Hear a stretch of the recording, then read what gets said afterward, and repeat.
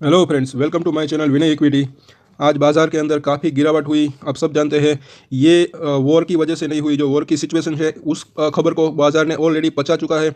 आज क्यों गिरावट क्यों रही? क्योंकि जो ये क्रूड ऑयल के प्राइस अप हुए, हालांकि ये वॉर की वजह से क्रूड ऑयल के प्राइस अप हुए, लेकिन बाज़ार का जो नीचे गिरने का रीज़न था वो क्रूड ऑयल के प्राइस थे, जो कि ये ऊपर गए हैं। इसीलिए जो कंपनीज है उसके जो मार्जिन है वो डाउन रहेंगे अब। तो उसी वजह से कंपनियों का ज़्यादातर कंपनियों का प्रॉफिट नीचे आने की संभावना है। उसी वजह से जो बाज़ार है वो नीचे रहे हैं। तो एक इनिशिएट रिएक्शन है क्रूड ऑयल के अंदर, जो प्राइस अप हुई उसी वजह से बाज़ार नीचे आया। लेकिन मुझे ऐसा लग रहा है कि बाज़ार के अंदर मतलब कि अब थोड़े ही दिनों के अंदर एक बाउंस बैक आ सकता है फ्रेंड्स, क्योंकि ये काफ़ी गिर गिर गया है। मैं लॉन्ग टर्म की बात नहीं कर रहा हूँ, मैं जो भी बात कर रहा हूँ शॉर्ट टर्म की बात कर रहा हूँ। आप ध्यान से सुनिए। और अभी तक मैंने जितने भी स्टॉक बताए, अल्ट्राटेक सीमेंट को कह लीजिए, या फिर मनप्पुरम फाइनेंस कह लीजिए, या फिर आप मेरे पिछले वीडियोस देख सकते हैं, या फिर जो भी लोग मेरे रेगुलर वीडियोस देखते हैं उनको मैं बता दूं। और वो भी कि जितने भी मैंने मतलब कि मेरे वीडियो में कवर्स किए हैं उन सब के टारगेट्स अचीव हो गए, ज़रूर हो गए। थोड़ा टाइम लगेगा और जल्दी हो जाएगी उसके सबके टारगेट। और एक चीज़ और बता दूं, अगर आपने मेरे बताए हुए तरीक़ों से इसके अंदर बाइंग की होगी तो इसके टारगेट ज़रूर अचीव हो गए। मैंने बताया था कि आप इसके अंदर 2 से 3 टुकड़ों के अंदर आप बाइंग कर सकते हैं। मैंने बताया था एक साथ बाइंग मत करिए, क्योंकि इससे हमेशा मैं बोलता हूँ 2 से 3 टुकड़ा, मतलब कि आपको अगर 10,000 का शेयर लेना है तो आप इसके अंदर 3-3 हज़ार के 3 बार, या फिर 5-5 हज़ार के 2 बार आप ऐसे शेयर ले सकते हैं। इससे एक एवरेज हो जाता है और रिस्क कम होता है आपका। तो आगे चलिए, ऑल द बेस्ट हम सबको। और आगे चलते हैं इस टाटा मोटर्स के सबसे पहले तो इस टाटा मोटर्स के शेयर को ही मैं देख लेता हूँ आज, जो कि 7 मार्च है। और आज अगर देखें तो इसका प्राइस 394 के ऊपर बंद हुआ है, 394 के ऊपर। और इसने अपने 200 दिनों का ईएमए तो तोड़ दिया है, लेकिन इसका आरएसआई है ये 30 से नीचे चला गया है। और नेक्स्ट इसका सपोर्ट कहाँ है मैं वो भी आपको दिखा दूँ। तो इसका सपोर्ट ये अभी सपोर्ट के ऊपर ही खड़ा है। मैंने पिछले वीडियो में बताया था, या शायद मैंने शॉर्ट वीडियो में बताया था। आप मेरे शॉर्ट वीडियो भी देख सकते हैं, मेरे चैनल पर जाइए, शॉर्ट वीडियो में बनाता हूँ, उसके ऊपर भी आपको कुछ यूज़फुल इन्फॉर्मेशन मिल सकती है फॉर शॉर्ट टर्म के लिए। तो यहाँ पर अगर देखें तो 50 दिनों के 50 वीक, ये वीकली चार्ट है, 50 वीक का मूविंग एवरेज है और ये यहीं पर खड़ा है। तो हो सकता है कि इसके अंदर थोड़ी गिरावट और आए। अगर ये इसको ब्रेक करता है, जो कि थोड़ा सा आज ब्रेक किया, लो बनाया था 387 के ऊपर, तो नेक्स्ट सपोर्ट जो है इसका वो 360 रुपये के आसपास है। इससे नीचे जाना करंटली इसके लिए थोड़ा सा मुश्किल है। तो मुझे ऐसा लगता है कि यहाँ से एक थोड़ा सा बाउंस बैक आ सकता है। और एक फ्रेंड मैं बात बता दूँ, अगर आप देखें तो डेली चार्ट के ऊपर, और जी हाँ फ्रेंड्स, यहाँ पर मैं थोड़ा सा जूम कर लूँ, ये डेली चार्ट है इसका। और यहाँ पर जो इसने ये गैप छोड़ा था, इसको ये फिल करने आ सकता है इन द नियर टर्म। और ये गैप ये कम से कम 415 के आसपास ये आएगा, मुझे ऐसा लगता है इस वीक, एक हफ्ते या फिर आने वाले हफ्ते के अंदर। और मैंने सपोर्ट बता दिए आपको। और इसका जो रेजिस्टेंस है, सबसे पहला रेजिस्टेंस 415 ही है। सपोर्ट की बात करूँ तो अभी ये अपने सपोर्ट के लेवल पर ही खड़ा है, मतलब कि 390, और इससे नीचे अगर देखें तो 360 रुपये। तो दोनों लेवल्स को ध्यान रखिए। और आगे बढ़ते हैं जुबिलेंट फूडवर्क्स। और ये सब ऐसे शेयर में लेकर आया हूँ कि इसका जो है क्रूड ऑयल से कुछ लेना देना खास नहीं है। ये बाज़ार के साथ गिरे हैं, या तो एफआईआईस फ्रेंड्स काफ़ी बिकवाली कर रहे हैं, तो इसी वजह से। और इस जुबिलेंट फूडवर्क्स के ऐसे शेयर में एफआईआईस की काफ़ी होल्डिंग है, तो हो सकता है कि वो बेच रहे हो, इसलिए इसका प्राइस गिर रहा है।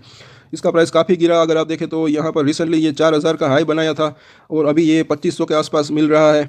और आज ही इसने 2475 पर इसका लो बनाया है। और ये इसका आरएसआई है जो कि 23 है, काफ़ी ओवरसोल्ड हो गया है। और इसका नेक्स्ट जो है सपोर्ट कहाँ पर हो सकता है वो भी हम देख लेते हैं। इसके लिए मैंने वीकली चार्ट लगाया।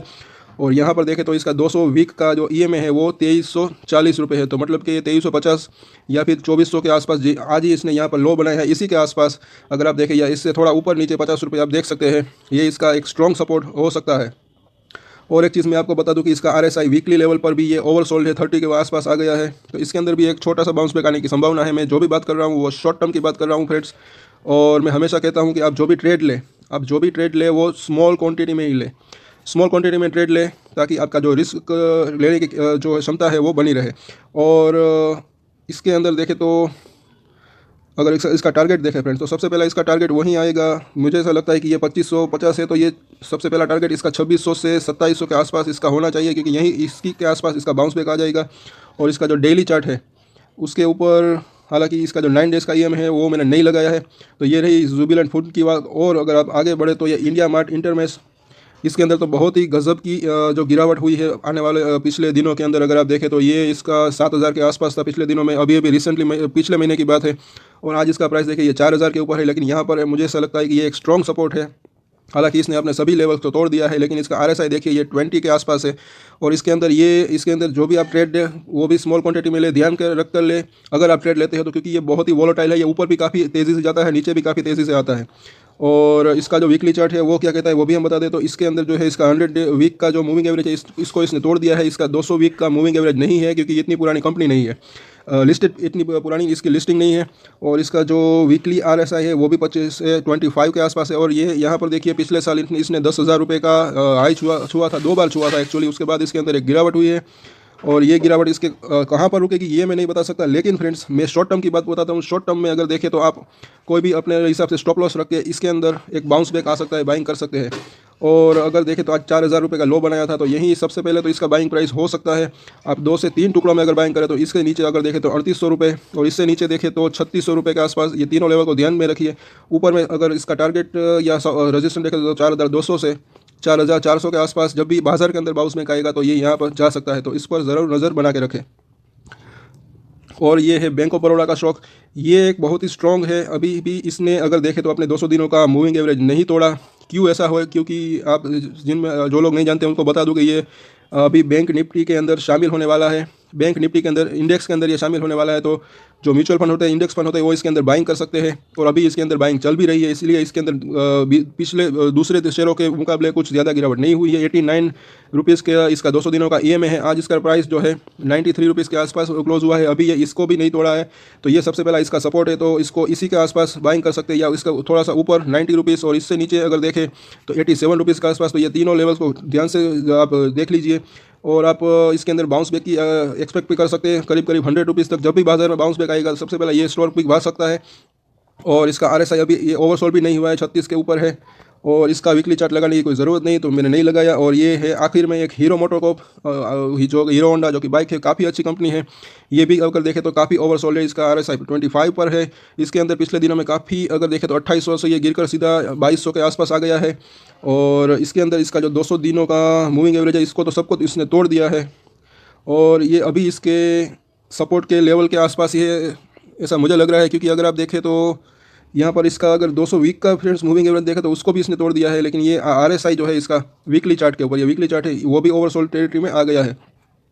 तो इसके अंदर देखें तो मुझे ऐसा क्यों लग रहा है कि इसके अंदर भी एक तेज़ी आएगी। तो इसने एक छोटा सा गैप यहाँ पर छोड़ा है। जो बड़ी कंपनी होती है, बिग कंपनी, वो जो है अपने जो गैप छोड़ती है उसको फिल करने वापस ज़रूर आती है। छोटी कंपनी होती है वो नहीं आती, लेकिन बड़ी कंपनी आती होती है वो अब देखें तो ज़्यादातर कंपनी अपने जो गैप फिल होता है करने ज़रूर आती है। हर कोई नहीं आती, लेकिन ज़्यादातर आती है। तो हो सकता है कि ये भी अपना गैप फिल करने आए। और उसका जो एक टारगेट अगर आप देखें, बाइंग जोन अगर मैं सपोर्ट जोन में बताऊँ तो सपोर्ट जोन सबसे पहले तो यही है। इससे नीचे देखें तो 2100 के आसपास, और इससे नीचे देखें तो 2000 के आसपास। तो ये इसका बहुत बड़ा सपोर्ट है। और अगर आपको ये इन्हीं लेवल का आसपास बाइंग करने को मिले तो आप बाइंग कर सकते हैं फॉर शॉर्ट टर्म। और स्टॉप लॉस आप अपने हिसाब से कोई भी अपने हिसाब से आप लग सकते हैं, छोटा सा स्टॉप लॉस या फिर थोड़ा सा बड़ा। और ऊपर में टारगेट देखें तो इसका सबसे पहला टारगेट 2300 रुपये के आसपास आएगा, उसके बाद 2400 रुपये। तो ये मैं बात कर रहा हूँ शॉर्ट टर्म की। तो ये सभी ये 5 स्टॉक्स है जिसके अंदर 5 से 10% की मूवमेंट, एक बाउंस बैक इसके अंदर जैसे ही बाजार सुधरेगा तो एक बाउंस बैक इसके अंदर आ सकता है। वो काफ़ी ओवरसोल्ड है, इसलिए मैंने इसके लिए मैंने उसको चुना। और इन सब स्टॉक का क्रूड ऑयल से कुछ भी लेना देना नहीं है, इतना सारा लेना देना नहीं है। जो ऑयल कंपनीज है वो सब उसका जो मटेरियल है वो क्रूड से बनकर आता है, लेकिन इन सब कंपनियों का ज़्यादातर क्रूड से को लेना देना नहीं। तो जैसे ही बाजार में बाउंस बैक आएगा तो इन स्टॉक में भी बाउंस बैक ज़रूर आएगा, ऐसा मुझे लग रहा है। बाकी आप जो भी काम करें, जो भी ट्रेड ले, मैं हमेशा एक स्टैंडर्ड डिस्क्लेमर देता हूँ फ्रेंड्स, अपनी रिसर्च ज़रूर करें। मैं सिर्फ यहाँ पर डेटा को शेयर करता हूँ, उसके ऊपर आप अपनी रिसर्च करें। आप हो सकता है फाइनेंशियल एडवाइजर की सलाह ले, उसके बाद ही कोई अकॉर्डिंगली डिसीजन ले। अगर डिसीजन ले तो उसकी जिम्मेदारी भी मैच्योरिटी के साथ आप खुद ही लें। अगर वीडियो अच्छा लगा तो इसे लाइक और शेयर ज़रूर करें, और मेरे चैनल को सब्सक्राइब ज़रूर कर लें। Thank you for watching this video.